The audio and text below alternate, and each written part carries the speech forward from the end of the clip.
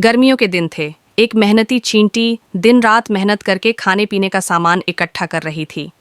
वह धूप और गर्मी की परवाह किए बिना लगातार काम कर रही थी ताकि सर्दियों में उसे कोई परेशानी न हो। वहीं दूसरी तरफ एक टिड्डा, ग्रास हॉपर, मस्ती में डूबा हुआ था। वह दिन भर गाना गाता, कूदता और खेलता रहता।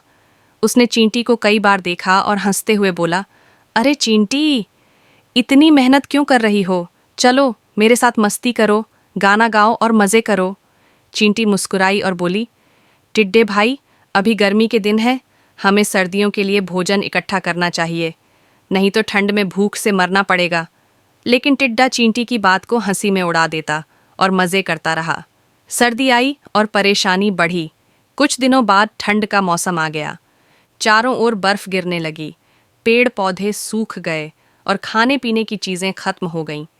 अब टिड्डे को बहुत भूख लगी, लेकिन उसके पास खाने के लिए कुछ भी नहीं था। वहीं चींटी अपने घर में बैठकर आराम से अपने इकट्ठे किए गए खाने का आनंद ले रही थी। जब टिड्डे ने देखा कि अब उसके पास कोई चारा नहीं बचा है, तो वह चींटी के घर गया और विनती करने लगा, प्यारी चींटी बहन, मुझे खाने के लिए कुछ दे दो, मैं भूखा हूँ। चींटी ने उसे समझाया, टिड्डे भाई, मैंने तुमसे कहा था कि समय रहते मेहनत करो, लेकिन तुमने मेरी बात नहीं मानी। अब तुम्हें अपनी गलती का एहसास हो गया होगा। टिड्डा शर्मिंदा हो गया और समझ गया कि मेहनत का कोई विकल्प नहीं होता।